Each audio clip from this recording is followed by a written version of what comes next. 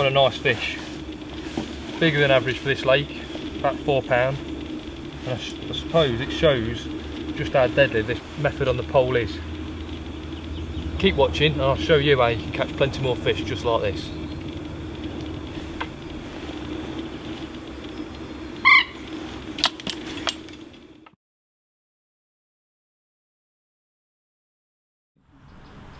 I've got 2 baits with me today to put around the feeder. 2mm carp pellets, which I've soaked up, and some ground bait, marine halibut ground bait. Now I can use these either on their own, or, like so often the case, you can mix them 50-50. That's often a brilliant tactic. Hook bait for today is going to be the ever reliable cube of meat hair rigged.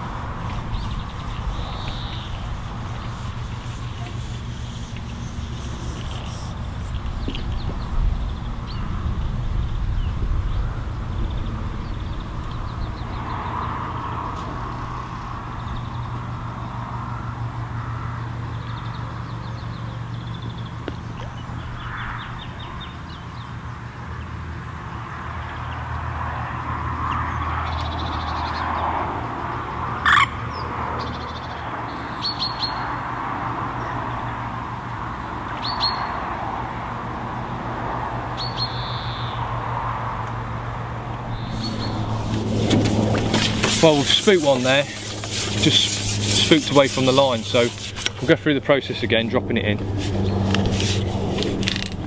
What I'm doing is just making sure before I ship out I'm putting the pole all together. That stops me, once I've loaded the feeder, jerking the pole around and risk dropping the feeder. Just make things a lot easier. Got the meat on the hair rig. I'm just going to use this mould to load the feeder. There you go, give it a good squeeze.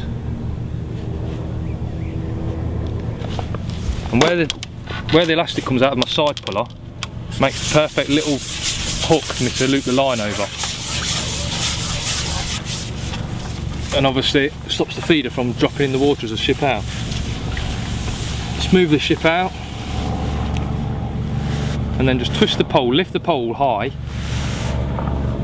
And it's just a case of twisting the pole, swinging the feeder, line it up and just gently plop it in. There you go, there's a fish spooked away there. He shouldn't take long to come back.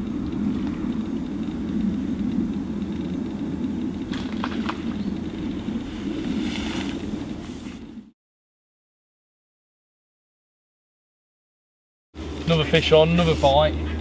Can't mistake the bites, to be honest. You just pull your pole round, the laggy shoots out, and the fish is on. I mean, now's the time, you've just got to sort of take your time a little bit.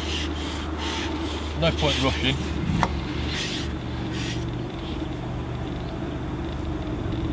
Just take time. I reckon we might be able to get this one in the net first time. If we'll look at. All seem to be about the same size at the minute. I reckon we'll get some bigger ones later.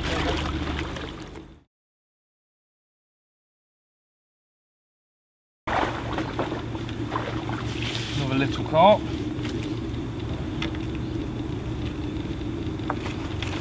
This time again. About £2, perfect for this fishery. Right, it's probably about time that we talk through this rig. Really simple to tie. Basically, it's a length of 020 line. I'm using quite a heavy line, main line, because I don't want to be losing feeders, don't want to be losing fish. It needs to be quite robust, fishing up against snags as well. I've got about 8 foot of line, just enough that when I've got 16 metres of pole out, I can swing it and I get it, you know, perfect, right up against the island every time. That runs down. I've got an inline feeder, flatbed feeder, quite a large feeder. This is 30 gram, quite a heavy feeder. I want it to sit still when I'm getting the odd line bite and fish are coming and wafting the bait. Little feeder bead, quick change bead, stopping the feeder. And to that, I've got attached just a 3-inch hook length with a MIDI KM1 eyed hook on. I've tied knotless knot, and on the hair I've got a little quick stop. Just makes baiting up so much easier. Further up the line I've got a little back shot. This is only lightly pinched on, it slides up the line so freely. I've got it free running, so you know, if a fish does manage to break the main line or I do get snapped off, that'll easily ping off and the fish isn't left turn around a feeder. That's just to pin any line down behind the feeder. Again, stops fish hitting the line, moving the feeder out of position. The elastic's worth a mention. It's quite heavy. It's MIDI 24 elastic. Now, it's not as heavy as you think. It's not, you know, it's not a true 24 really. It's quite a soft elastic. But you need quite a heavy elastic when you're using a 30-gram feeder. You don't want the feeder to be bouncing around too much. By using a heavy elastic means that the line is staying a little bit tighter and you're staying in contact with the fish. It just stops a lot of fish losses. Let's get in and catch another.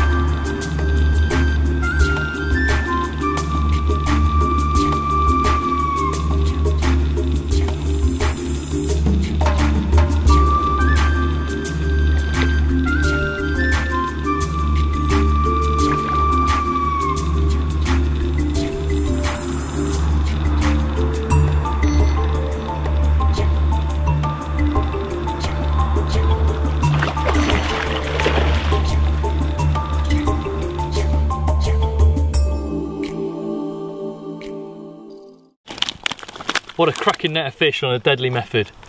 Try the tips I've showed you today and you too can have a net full of fish like this. Let's get them back.